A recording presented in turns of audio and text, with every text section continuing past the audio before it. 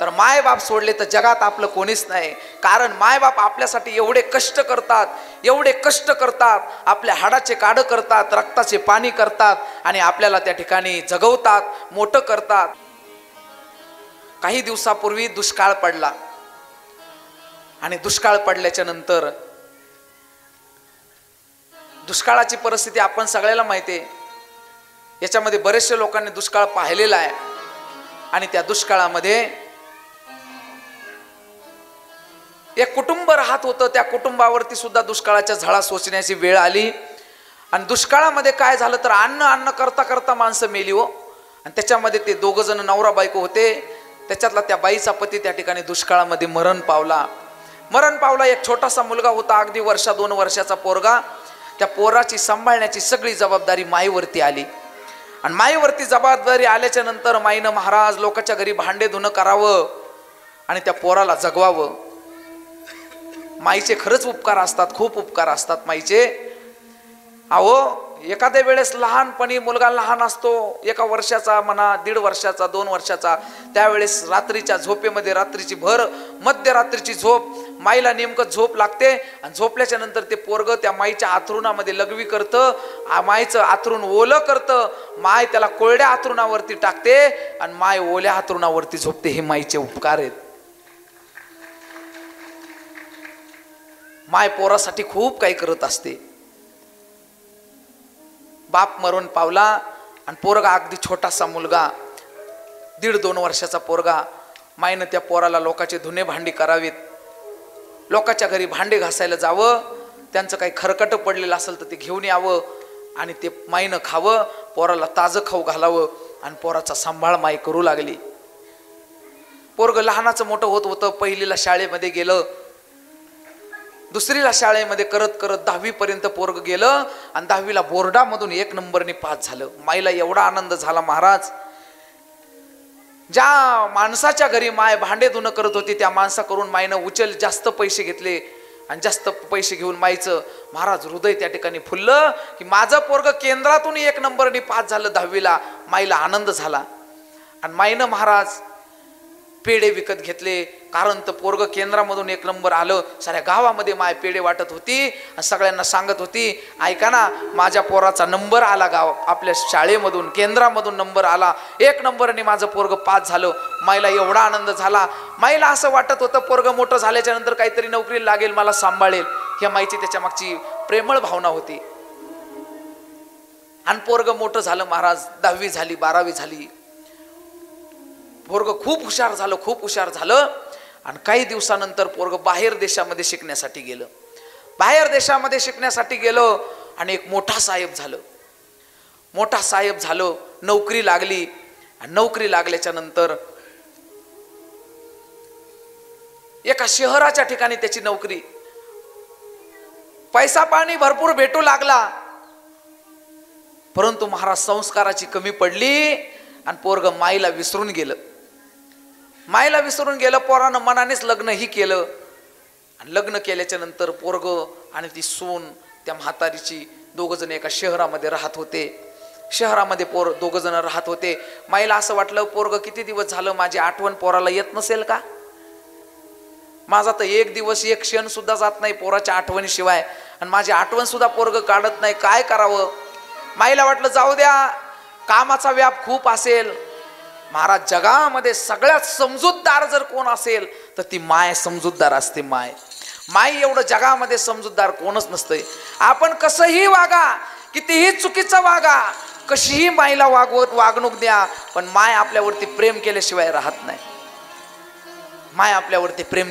राहत नाही.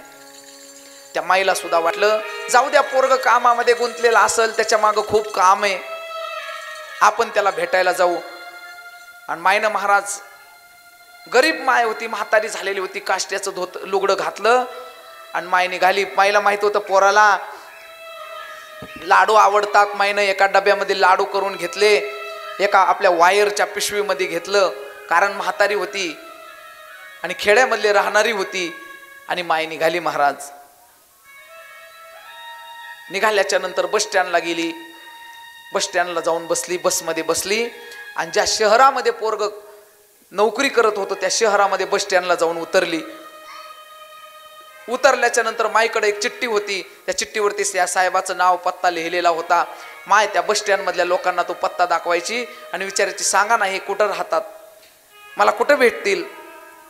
लोक म्हणायचे, अहो हे जिल्ह्याचे साहेब आहेत, मुख्य मोठे साहेब आहेत, आणि म्हातारी तू फाटके लुगडे फाटके कपडे घातलेली एवढी गरीब म्हातारी, तू त्याला भेटायला चाललीस, काय गरज आहे तुला इतक्या लांब भेटायला जायची. लोक असं म्हातारीला बोलायचे. म्हातारी म्हणायची, नाही हो तो माझा मुलगा आहे. मुलगा आहे म्हणल्याच्या नंतर काही लोक त्या म्हातारीकडे बघून हसायचे, म्हणायचे म्हातारी पागल झालेली दिसती, डोकं चालत नाही वाटतं म्हातारीचं, एवढे मोठे साहेब जिल्ह्याचे साहेब म्हातारी त्यांना माझा मुलगा आहे म्हणते. म्हातारी कोणालाही तो पत्ता विचारायची. रिक्षावाल्याच्या जवळ गेली, रिक्षावाल्याला सांगितलं हा पत्ता कुठं आहे, मला तिथं नेऊन सोड. आणि रिक्षावाल्याला 50 रुपये दिले आणि रिक्षावाल्यानं म्हातारीला त्या साहेबाच्या ऑफिसवर नेऊन सोडलं. ऑफिसवर नेऊन सोडल्याच्या नंतर म्हातारी त्या पायऱ्या चढत चढत वर गेली. वर गेल्याच्या नंतर साहेबांची मीटिंग चालू होती. मोठे मोठे साहेब लोक त्या साहेबाच्या जवळ बसलेले होते. आणि म्हातारीने दार वाजवलं. दार वाजवल्याच्या नंतर दार उघडलं. साहेबाला ओळखायला आलं, ही तर माझी आई दिसते. पण त्याला वाटलं एवढ्या मोठ्या मोठ्या साहेबांच्या समोर जर मी माझ्या आईची ओळख सांगितली तर माझा कमीपणा होईल. म्हातारीला महाराज एवढा आनंद झाला पोराला बघून. एवढ्या मोठ्या ऑफिस मध्ये पोरग बसलेलं म्हातारीनं पाहिलं. म्हातारीला आनंद झाला. म्हातारी म्हणली, काय माझं भाग्य, एवढा श्रीमंत पोरगा, एवढा मोठा नोकरीवरचा पोरगा माझ्या पोटी जन्माला आला. म्हातारीला आनंद झाला. म्हातारीला पाहिल्याच्या नंतर साहेबाचं डोकं उठलं. महाराज साहेब म्हणायला लागले, कोण आजी तुम्ही, इकडे कशाला आलात. म्हातारीला वाटलं लई दिवस झालं भेट झालेली नाही, त्यामुळे पोरगाने ओळखलं नसेल पोरानं. अरे म्हातारी म्हणली, मी तुझी आई आहे आई. अरे तुला इतका लहान होता तेव्हापासून तुला सांभाळलं मी. ते मला आई आई बी मला कोणी नाही, माझी आई मरून गेली. म्हातारीला दुःख झालं. म्हातारी म्हणली, अरे असं काय बोलतोस, मी तुझी आई आहे ना. दुष्काळामध्ये तुझा बाप मरण पावला, लहानाचं मोठं मी तुला केलं, लोकांच्या घरची भांडी धुणी केली, तुला मोठं केलं, आणि तू म्हणतो माझी आई मेली. अरे मी तुझी आई आहे, मी अजून जिवंत आहे. तो पोरगा म्हणायला लागला, माझी आई कधीच मेली, मला माहित नाही, मला आई नाही, मला कोणीच नाही. ते साहेब लोक तोंडाकडे बघायला लागले. त्यांच्या नजरा त्या ठिकाणी वाईट पडू लागल्या. त्यांना वाटू लागलं असली म्हातारी गावंडळ म्हातारीने या साहेबाला आई म्हणते. म्हातारी म्हणली, असं काय करतोस, अरे मी तुझी आई आहे ना, असं काय बोलतोस. म्हातारीच्या डोळ्यामधून अश्रू दाटून आले. महाराज दोन डोळ्यामधून दोन दोन धारा लागल्या म्हातारीच्या. म्हातारी रडायला लागली. पोराला पुन्हा पुन्हा म्हणत होती, अरे मी तुझी आई आहे. पोरगा ऐकायला तयार नाही. पोरगा म्हणलं, मला आई नाही, माझी आई कधीच मरण पावली. म्हातारीचा नाविलाज झाला. म्हातारी म्हणली, ठीक आहे तुला आई नसेल पण ऐक ना, तुला लाडू खूप आवडतात ना, म्हणून मी हे लाडू तुझ्यासाठी करून आणलेत, घे ना. पोराने तो डबा घेतला आणि त्या दाराच्या बाहेर रस्त्यावरती फेकून दिला. म्हातारी अजून त्या ठिकाणी दुःखी झाली. त्या साहेबाच्या ऑफिसच्या बाहेर म्हातारी निघली. रिक्षाला कसा बसा हात केला आणि म्हातारी बस स्टँडवरती आली. महाराज डोक्यामध्ये विचार होता, ज्या पोटच्या पोराला आपण लोकांचे भांडे धुणे करून सांभाळलं तर पोरगा आज मला माझं म्हणत नाही. म्हातारीच्या डोक्यामध्ये विचार चालू होता. म्हातारी दुःखी होती. दोन डोळ्यामधून अश्रू वाहत होते. बस स्टँडवरती येऊन म्हातारी विचार करत बसली आणि विचार करता करता म्हातारीला हार्ट अटॅकचा झटका आला आणि म्हातारी त्या बस स्टँडमध्ये मरून पडली.